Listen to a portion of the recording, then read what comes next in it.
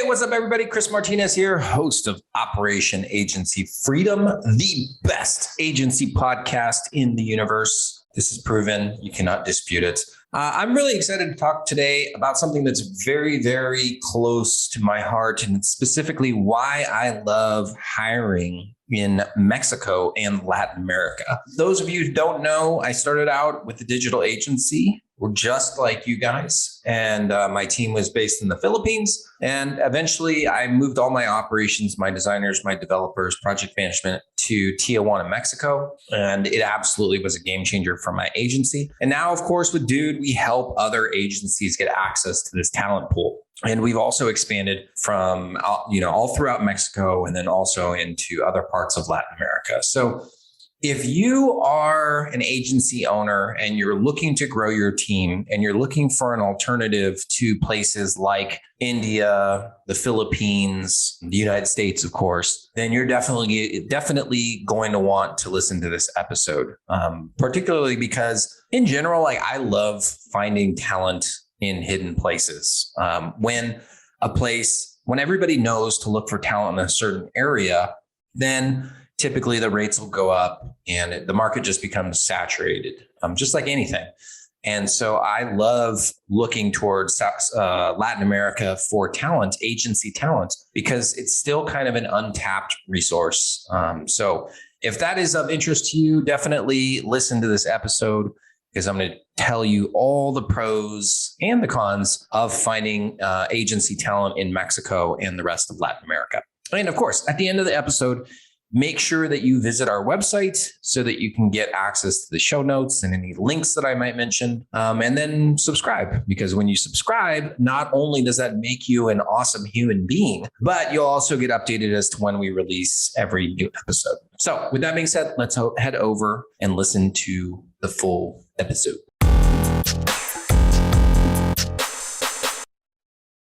All right, welcome back.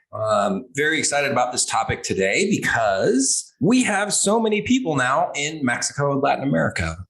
So just to recap, I started a marketing agency back in 2012, started it from nothing. Actually, I had a massive debt from my previous business when I launched my agency. So I was kind of less than nothing. But I had this idea to start a marketing agency.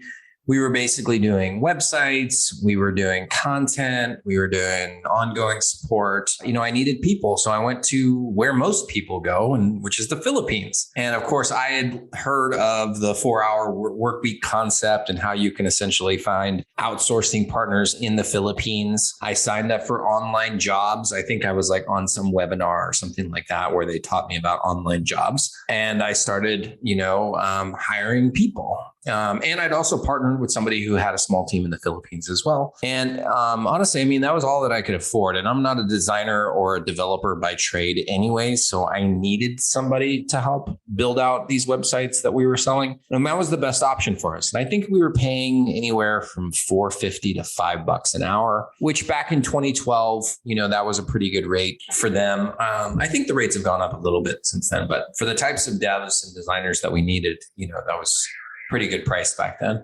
And so, we grew the agency. We were selling like crazy. And, for that first year of running the agency, I was actually moonlighting. So I had another job, a couple jobs actually. So I worked for Reach Local, who did pay-per-click management. So I worked there for about a year. And that's actually what gave me the inspiration to start the agency. And then I left that company and started working for a newspaper, 2 newspapers, actually. I was their online advertising sales manager. And so my schedule back then was essentially I'd wake up at 6 a.m. and work for a little bit, go to the gym, come back, work a little bit more, go to my office job, work at my office job from 8 to 5, when in reality I was actually doing agency stuff too while I was at my job. Get home, work more, and basically stay up working with my Philippines team until about 1 o'clock in the morning. And that was my schedule for 2 years. I did move and start doing my agency full-time in 2013. Basically, I got laid off from the newspaper job. And so I took that as a sign that I needed to do the agency full-time. And by that time, we probably had around 30 or 40 clients on retainer. And so, I was selling like crazy. I was working these crazy hours. And I had a really good team in the Philippines. They were like super loyal. They were really, really talented. They were just good people. The downside was that time zone. And it wasn't so much me staying up late every single night. It was when we had an issue during the day, my customers would be complaining. And then I would have to tell them, like, I'm sorry, like, I have to wait until my team wakes up. And customers don't like to hear that. If they have a problem, it's a problem to them right now and they want a solution right now. So I understand their perspective. But for me, since I'm not a developer, since I'm not a designer, my hands were kind of tied. And so, I started getting these complaints more and more because as you get more customers, even if the percentage of complaints that you get or requests that you get doesn't increase, just the fact that you're getting more customers, you're going to naturally get more emergency situations that you have to be able to fix. Then I was like, you know what? Oh, and then they started, leaving bad comments, or we weren't getting referrals. And so it was hurting our customer experience and hurting my ability to continue to grow the agency. So then I was like, we got to find another solution. I remember we ended up hiring a guy in the States at one point. He helped us on the operations side, but in the end, he was really, really hard to work with. And we ended up parting ways with that guy. We tried, India, of course. We tried Europe, Eastern Europe. Nothing seemed to work. And by this time I'm living in San Diego and I'm like, I wonder if I can build a team down in Tijuana, Mexico, which if you don't know the geography, Tijuana is like 30 minutes from downtown San Diego. So I was like, okay, let's give this a shot. Ran some Craigslist posts, eventually found some people. And long story short, it was an amazing find. I mean, these people spoke English. They worked the same time zone. The rates were really, really affordable, more expensive than the Philippines. But because I was able to communicate directly with them, they weren't making mistakes. And that was actually the justification is that, I'm kind of paying my Philippines team double because they're having to fix everything that they originally did. So when I did that comparison, Mexico wasn't that much different. I built this team in Mexico and in Tijuana, and then, the agency grows. And I think at its peak, we had around 220 clients on retainer, a little more than 220, which is a lot, and we were a small little agency, so I had proven the concept to myself that by having this amazing team in Mexico that I could grow my agency. And then of course, 2017, we created Dude and, helping other agencies to get access to talent in Mexico. Well, that was 2017. So fast forward to 2022, and obviously we're much bigger. We've got close to 100 employees. And we've got agencies that we're helping all across the United States and Canada. And of course, we added on a lot more services. But the thing that agencies come to us for is always the staffing. That's always the people. Everybody is having people problems. The supply of talent in the US is not nearly matching the demand. The salaries have gone crazy in the US. And then also most states in the US are not making it easy for entrepreneurs to hire people. So unless you're charging a ton and you're like one of these big, agencies, it's really hard to staff up. And it's hard to staff up even when you are a huge agency. So that's why I want to talk today specifically about why I love hiring in Mexico and Latin America, because I think it's still a hidden talent pool for agencies. I don't think we've even scratched the surface. Why is that the case? I mean, for Mexico, for one, I don't think that most Americans even think that anything good comes out of Mexico. It's a great place to vacation, but I think that the perception is that typically the people that are in Mexico are uneducated, they're unskilled. Depending on what part of the country you're in, you might think that they're all dangerous, but there's just not a lot of positive things that come out of Mexico, at least in the US media. And I think that unfairly represents the whole population where, I've been living in Mexico for 4 years. Obviously, we've got like almost 100 employees here and I see so much talent. And so that's why, I love Mexico. We also have people in South America as well, too, though. So to me, we haven't even scratched the surface on finding people in South America. I think that there's still a huge opportunity there. And Central America, there's some other people that are in, I think, Nicaragua. One of those countries was paying foreigners to come in and set up businesses. I think it was, I can't remember. It's either a huge tax credit or something to establish businesses in Central America. So There are some agencies that have found talent there, but just in general, like, as I mentioned, we haven't even scratched the surface for the talent that is in Latin America in general. So let's just go over some of the benefits of hiring in Mexico specifically and Latin America. So the first one, and I'll just get this out there, it should not be your motivator, but it's definitely less expensive hiring in Mexico and Latin America than it is in the US. Why is that the case? The cost of living is unbelievably cheaper in other parts of the world. Now, Americans kind of hear things like, oh my God, they're living on, $10, $20, $30 a day.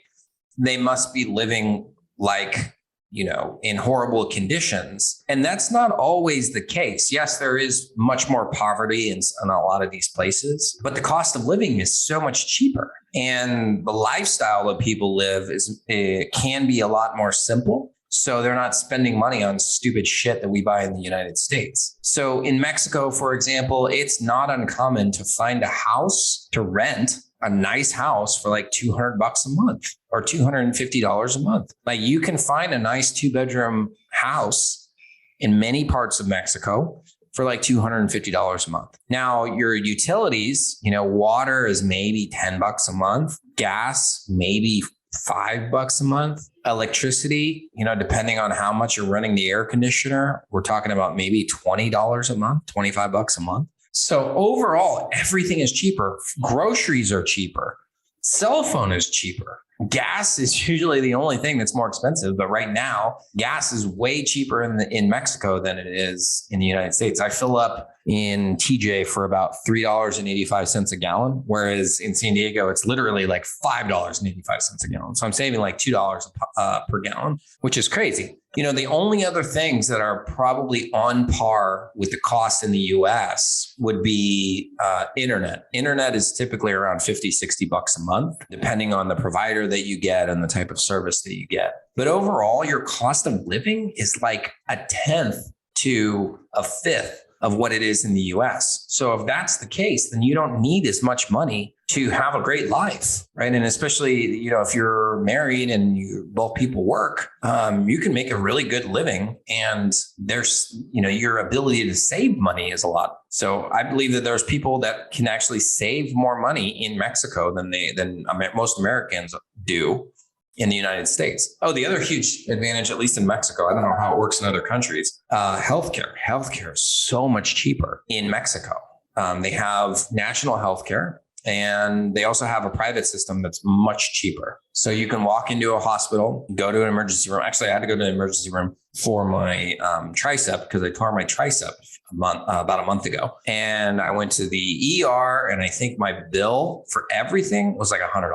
Like that's being seen by like doctor, having treatment, everything. It was like $100. So even though it's less expensive than the US, it doesn't necessarily mean that the people that you're employing are living, in horrible, horrible conditions. So that's the first thing. Obviously, that's the monkey off our back. It's just cheaper. Second thing that I love about hiring in Mexico and Latin America is the time zone, right? So San Diego and Tijuana share a border. So obviously that's the same time zone.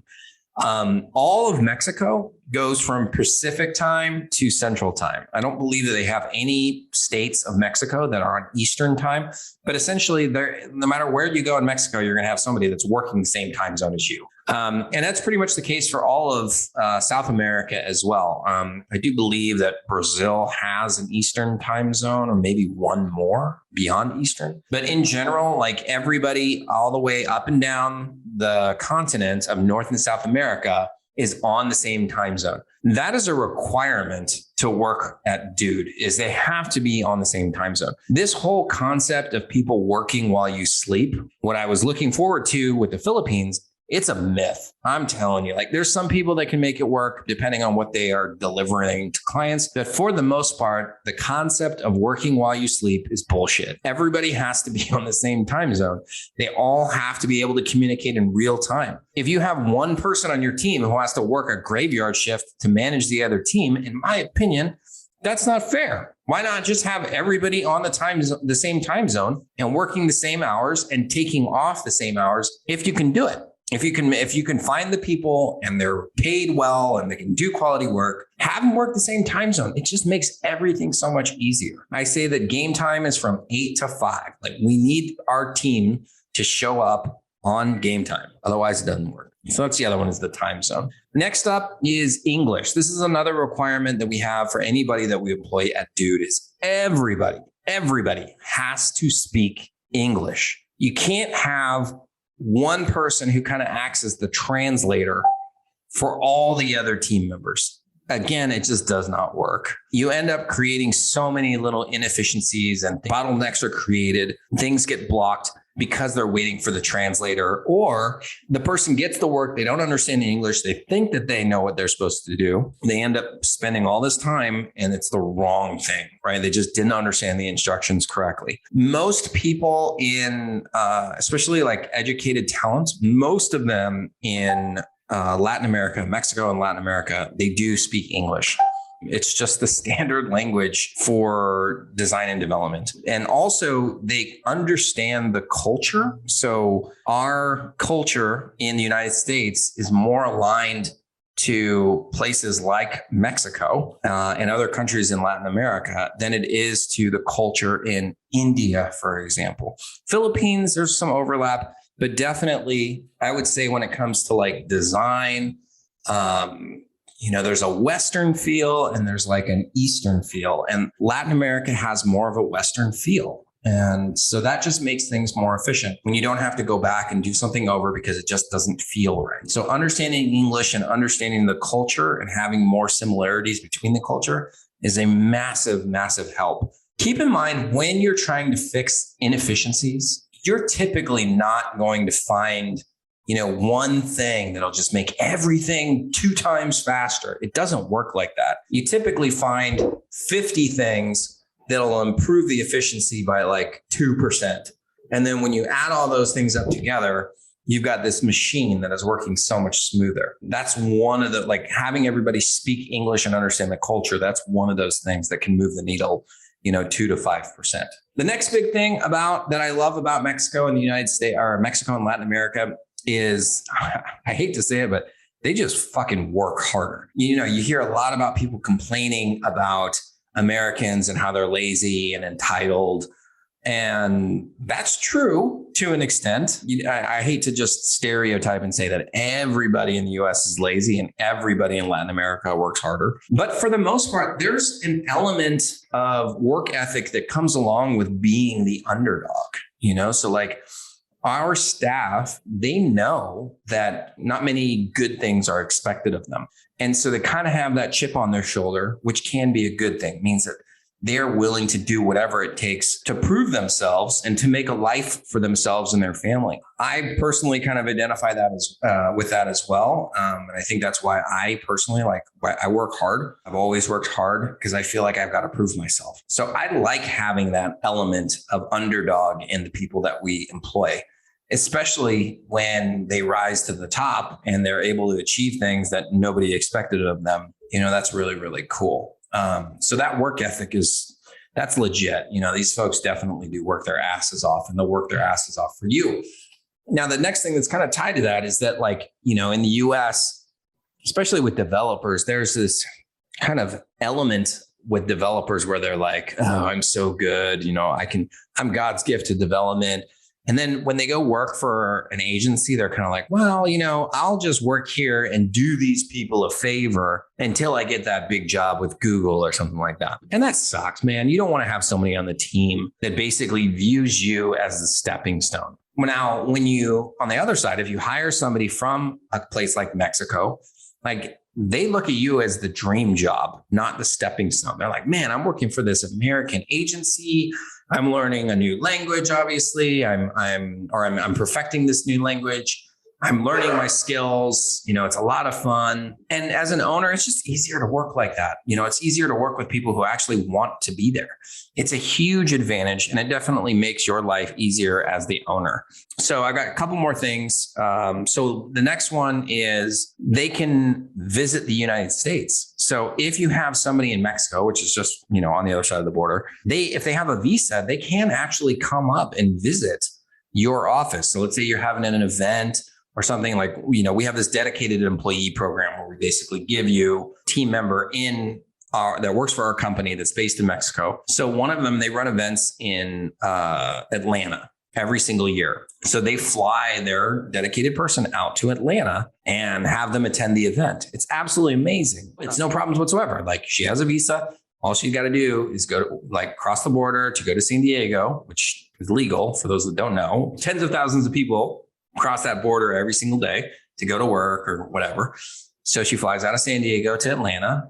It's easy. And so then that's a huge advantage. Whereas it's really hard to get somebody from India or the Philippines or Bangladesh over to the United States. Like, that's a long ass flight. So, it's it's really, really nice to be able to get your team members to come visit you and spend time with you in person. And then on the flip side, you and your team members can also go visit your people in Mexico. So if you want to have a company retreat and you have team members in Cancun, guess what?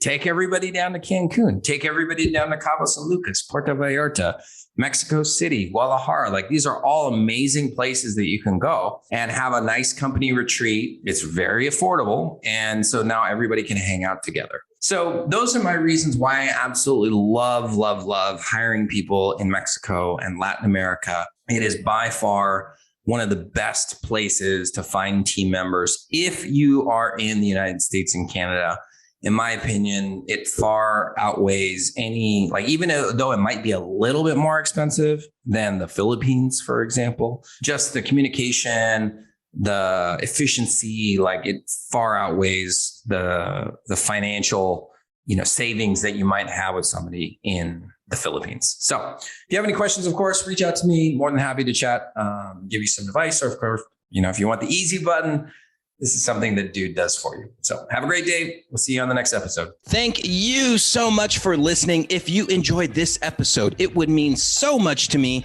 if you could share it with your friends, family, and basically anyone who will find the same value in this episode that you did. And to get the latest from me, then let's definitely connect on social media. You can go to Facebook, facebook.com/Dude Agency, or Instagram @dudeagency.io, or you can check us out on YouTube on our YouTube channel. And then, of course, you can always visit our website at dudeagency.io, where you can see all of our other episodes of Operation Agency Freedom. You can also register for any live trainings that we have going on how to run a highly profitable agency. And of course, you can see how we help digital agencies with the people, the processes, and the education so that they can take on more projects and scale profitably. Thanks again, and I will see you next time.